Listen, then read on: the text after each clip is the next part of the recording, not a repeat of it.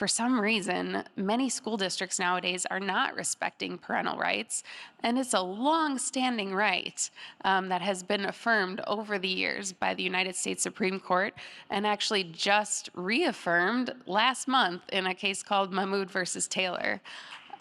So this is something that is very well recognized. I would love to see the case law continue to develop even more so we know exactly what the scope of this right is, particularly with some of these gender secrecy policies that we're seeing. But I think things are moving in the right direction.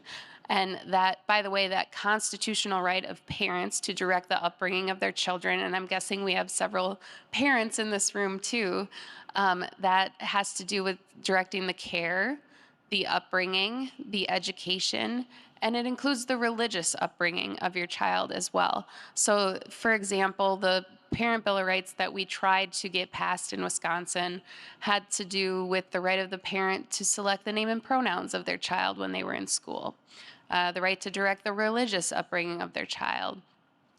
Things along these lines that, by the way, were already the law, but not being respected. And it's not uncommon to have a state law that kind of reaffirms or clarifies, or as long as it's consistent with federal law.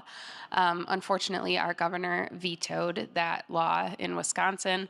But again, that doesn't mean that it can't be done at the local level. And I think as teachers, it's good to know what is the status of the law on this topic, and kind of partner with parents to ensure that their rights are respected, and that as a teacher as well, you're empowered and educated and advocating for the best possible legal framework at all levels.